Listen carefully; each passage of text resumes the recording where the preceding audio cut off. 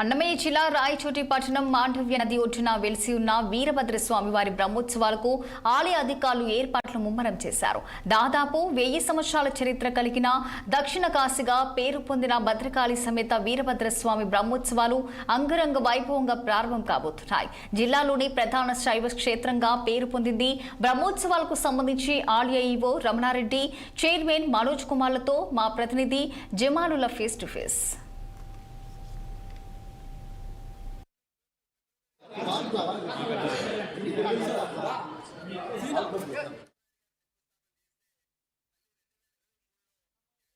చోటి పట్టణం మాండవ్య నది ఒడ్డున వెలసి ఉన్న శ్రీ భద్రకాళి సమేత వీరభద్ర స్వామి ఆలయం గత 1000 సంవత్సరాల చరిత్ర కలిగింది. ఈ యొక్క 1000 సంవత్సరాల చరిత్ర కలిగిన ఆలయంలో ప్రతి సంవత్సరం బ్రహ్మోత్సవాలు చాలా ఘనంగా నిర్వహిస్తుంటారు. ఈ యొక్క బ్రహ్మోత్సవాలు అనేది ఏ విధంగా నిర్వహిస్తున్నారు, దానికి సంబంధించిన భద్రతా ఏర్పాట్లపై ఆలయ ఈవో రమణారెడ్డి మనతో ఉన్నారు. ఆయన అడిగి మన విషయాలు మనం తెలుసుకునే ప్రయత్నం చేద్దాం. నమస్తే సార్, మన యొక్క వీరభద్ర స్వామి ఉత్సవాలను ఏ విధంగా నిర్వహిస్తున్నారు, అదే విధంగా ఈ యొక్క భద్రతా ఏర్పాట్లని ఏ విధంగా మీరు పర్యవేక్షిస్తున్నారు? ముందుగా రాయచోటి పట్టణ వాసుల 6 టీవీ ఛానల్ వారికి నా ధన్యవాదాలు. ఈ ఆలయం నందు వార్షిక బ్రహ్మోత్సవాల్లో భాగంగా 13/2/2026 నుండి 23/2/2026 వరకు 11 రోజులు వార్షిక బ్రహ్మోత్సవాలు ప్రతి సంవత్సరము జరుపుకునే వార్షిక బ్రహ్మోత్సవాలు ఇవి. ఈ వార్షిక బ్రహ్మోత్సవాలలో భాగంగా 13/2/2026 నుండి 23/2/2026 వరకు 11 రోజులు వార్షిక బ్రహ్మోత్సవాలు జరుగుతున్న సందర్భంగా నిన్నటి దినము జిల్లా సర్వోన్నతాధికారి కలెక్టర్ సార్ వారిని, సబ్ కలెక్టర్ వారిని, జాయింట్ కలెక్టర్ వారిని, ఎస్పీ గారిని, డిఎస్పీ గారిని, అక్కడ వివిధ డిపార్ట్మెంట్ జిల్లా అధికారి వారికి మనం ఒక దేవస్థానంకు ఈ 11 రోజులు బ్రహ్మోత్సవాలు మన రాష్ట్రం కంటే కర్ణాటక రాష్ట్రం నుంచి ఎక్కువగా విచ్చేయుదురు. ఈ ఆలయం నందు వీరశైవ వగం ప్రకారము అర్చకా విధానము పూజలు జరుగుతున్నవి. ఈ ఆలయానికి ప్రాచుర్యత ఉంది. శ్రీశైల క్షేత్రం అనంతరము మన రాయచోటి నందు వెలిసిన భద్రకాళి సమేత వీరభద్ర స్వామి ఆలయానికి దక్షిణ కాశీగా పేరుగాంచిన వీరభద్ర ఆలయం నామకరణం ఉంది. ఈ ఆలయానికి మన రాష్ట్రం కంటే కర్ణాటక రాష్ట్రం నుంచి భక్తులు ఎక్కువగా విచ్చేదురు.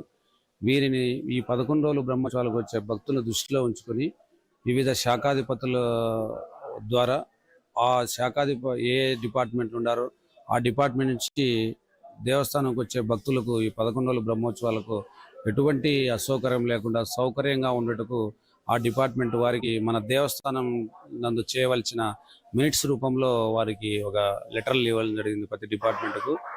ఈ ఆలయం నందు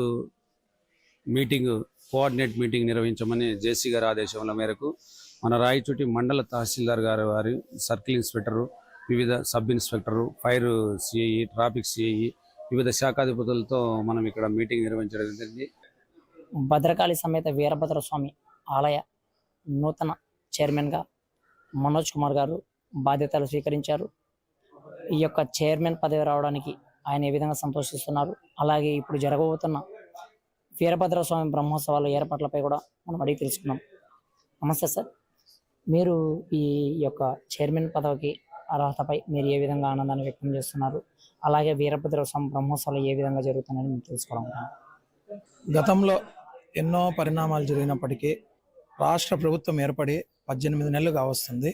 ఈ 18 నెలల తర్వాత రాయచోటి వీరభద్ర స్వామికి ఒక కమిటీని వేసేందుకు రాయచోటి పట్టణంలోని ఎందరో కులాలు ఉన్నప్పటికీ అన్ని కులాలను ఎంచుకొని రాయచోటి శాసనసభ్యుడైన మండిపల్లె రామప్రసాద్ రెడ్డి గారికి, మంత్రి మండిపల్లె రామప్రసాద్ రెడ్డి గారికి కృతజ్ఞతాభావంతో ఫస్ట్ కృతజ్ఞతలు తెలియజేస్తున్నాను. ఈ రాయచోటి వీరభద్ర స్వామి బ్రహ్మోత్సవాలు 13వ తారీఖు నుండి 23వ తారీఖు వరకు బ్రహ్మోత్సవాలు నిర్వహిస్తూ జరుగుతుంది. ఫిబ్రవరి మాసంలోని గతంలో కంటే ఈ మాసం ముందుగా రావడంతో ఫిబ్రవరి 13 నుంచి 23వ తారీఖు వరకు బ్రహ్మోత్సవాలు నిర్వహిస్తూ జరుగుతున్నది. వీరభద్రుని బ్రహ్మోత్సవాలను అత్యంత ఘనంగా నిర్వహిస్తామని వీరభద్ర ఆలయ చైర్మన్ అండ్ ఈఓ అంటున్నారు. కెమెరామెన్ నాగరాజాతో అన్నమయ్య జిల్లా స్టాఫ్ రిపోర్టర్ జమాల్.